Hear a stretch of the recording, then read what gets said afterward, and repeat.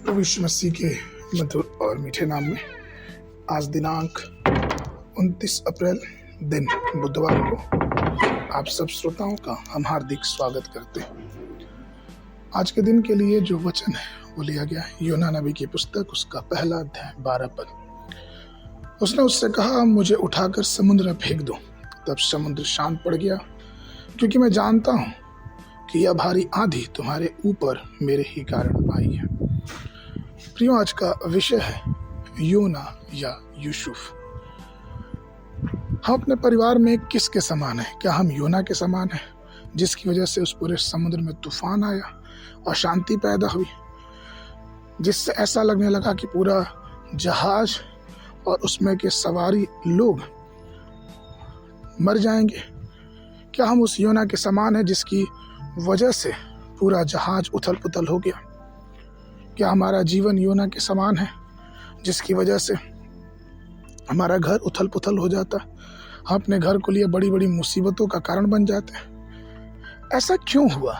ये सिर्फ इसलिए हुआ क्योंकि योना परमेश्वर की आज्ञा मानने के लिए तैयार नहीं था। प्रियो, आज हमको भी परमेश्वर ने अपनी आज्ञा मानने के लिए बुलाया है। और आज्ञा मानना तो दूर की बात है, योना को इस विषय में पता होते हुए भी योना गहरी नींद में सोया था। और आज भी परमेश्वर के द्वारा बताए गए वचनों के माध्यम के द्वारा भी हम कई बार अपने जीवन में आध्यात्मिक नींद में पड़े हुए हैं।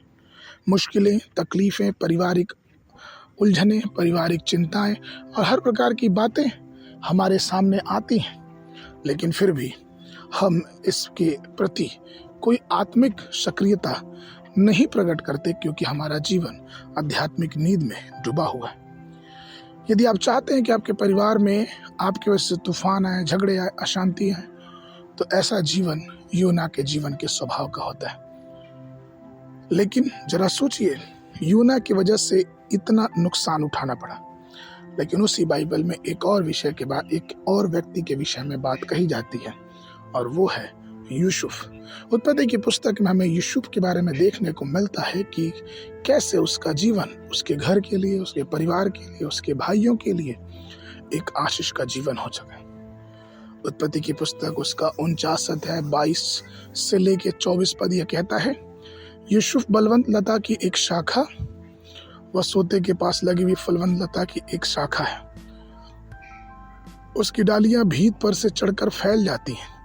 धनुधारियों ने उसे खेदित किया और उस पर तीर मारे और उसके पीछे पड़े, पर उसका धनुष दृढ़ रहा और उसकी बांह और हाथ याकूब के उसी सर्वशक्तिमान ईश्वर के हाथों के द्वारा फुर्तीले हुए, जिसके पास से वह चरवाहा आएगा जो इस्राएल का भी पत्थर ठहरेगा। प्रियो, आज ये सोचने और विचारणीय बात है कि हम अपना जीवन कैसे जीते हैं, क्या यूसुफ के समान या फिर योना के समान। आगे के वर्णन के लिए 2 कुरिन्थियों उसका 5 अध्याय 17 पद। सो यदि कोई मसीह में है तो वो नई सृष्टि है, पुरानी बातें बीत गई, देखो वे सब नई हो गई। बाइबल अध्ययन के लिए सुबह के समय पहला राजा उसका 6 और 7 अध्याय, संध्या के समय लूका उसका 20 अध्याय 27 पद से लेकर 47 पद। परमेश्वर आप सबको आशीष देवे।